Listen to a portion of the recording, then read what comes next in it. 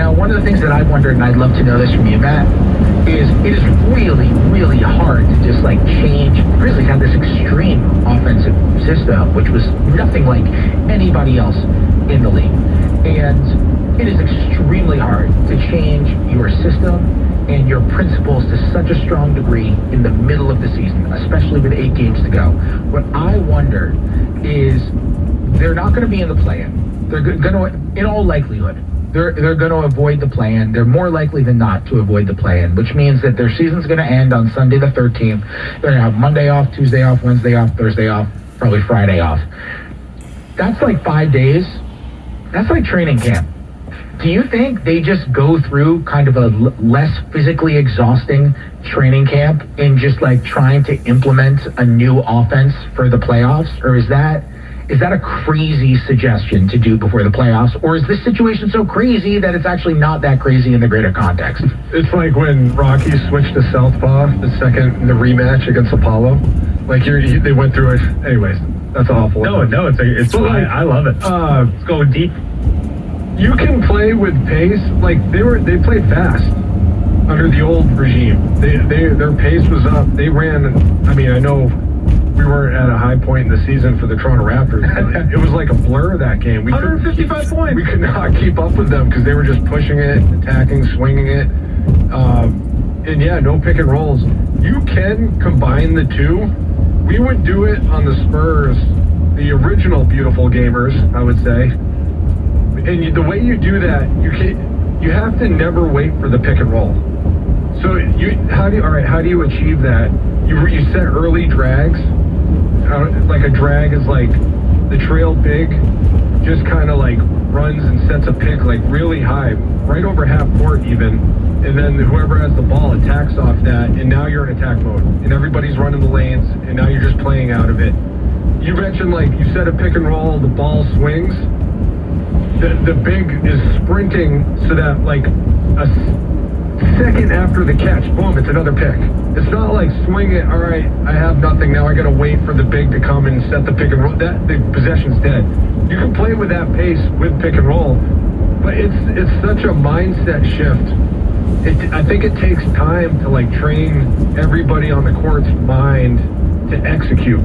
I don't know if you can achieve that in one training camp if you haven't been doing it all season. Maybe they can because they have been playing with pace. So now it's like, all right, we're still playing with pace, but you bigs and everybody, like this is what we want to add to that. And maybe you can pull it off. I know with the Spurs, like we had a ton of roster continuity and style continuity from one season to the next. And I remember when Coach Pop first started, when I first got to the Spurs, we've talked about this, Blake, it was a half-court game. It was the early, mid-2000s. We're playing in the 80s and 90s. We had like 120 sets. Like our set playbook was like insane. It was the hardest thing when I got there, having to learn every play. And Coach Pop, like, yeah, if we can break out and get something, great. If not, he's calling the play every single time. And we're going to execute the other team. And then in like 12, 13, 14, moving onward, that's when it shifted to the beautiful game. But that didn't happen in one training camp. That was a process, like a multi-season process even. So I'm just curious, I don't know if you can do it in a training camp. We'll find out, I guess, if that's what they're going to do. You know what you're describing? You know what I'm thinking about as you're describing it? You know what basically you just described, I feel like, schematically? Cleveland's offense. Like, Cleveland is exactly like that, right? Like, Cleveland meshes in a lot of these cutting principles that Memphis uses, but they'll do a lot of control with Mitchell, with Darius Garland, and then both Allen and Mobley are really good screeners and rescreeners, and they're really good playmakers and decision makers, like in the short roll or once they get the ball under the hoop. And you can put either of those guys in the corners as well, and they're cutters or offensive rebounders, or even Mobley is now a little bit of a shooter from the corner too. So like, I wonder how much, like maybe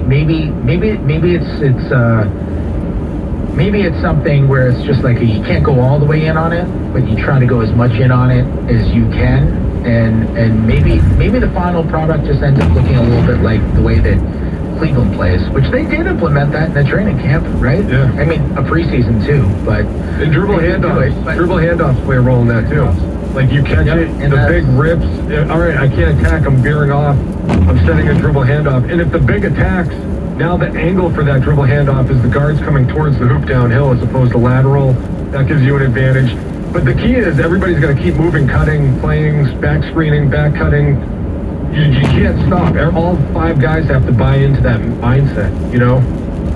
Yeah, for sure. Well, one of the things that's been so interesting with the Grizzlies all year is they play their guys very few minutes. And people talk about, oh, they must be fresh because they're playing their guys a few minutes. And there would be sometimes, I know people locally got frustrated with Taylor Jenkins' rotations because every once in a while he'd just draw like an 11-man rotation. And I was like, man, 11-man rotation is Tom Thibodeau would roll over in his grave if he had one. Are you kidding me?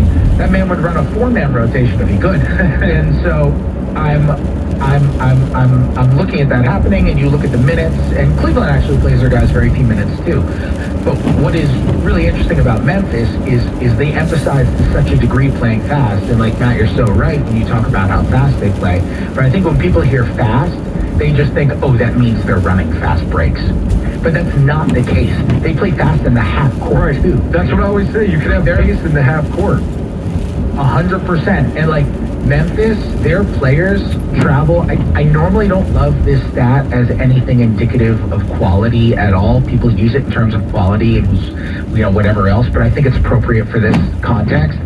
Memphis's players travel more distance on offense than any other team's players in the NBA. And Memphis's players also travel more distance on defense per game than any other team in the NBA. And so what you're looking at it is like, yeah, they're playing fewer minutes because what they're doing is they're sending them out there and being like, you have to keep moving. You have to keep scrambling. It's like how JJ Redick never played 36 minutes a game because you can't play 36 minutes a game playing the way JJ Redick played, just like bouncing around screens constantly, no matter how well conditioned you are, you're going to burn out. Like you have to be superhuman to play 36 minutes a game doing that. And JJ Redick was notoriously in the most incredible shape ever. He was still playing 28, 29 minutes because he was just moving more than anybody maybe we've ever seen move. If you have 5 guys doing that, it is so hard to guard. If you're doing that for 24 seconds, like you're going to get an open shot eventually. Exhausting. Wear them down. Hockey stuff. 45-second shifts. And I have a attention thing, like Gen Zers, man, no offense, they cannot pay attention for that long. For a Someone's whole going to break 24 down, I'm seconds, telling shot you. Yeah. All right, Fred, we got to let you go, man. We're about to hit break here. Thanks so much for doing this.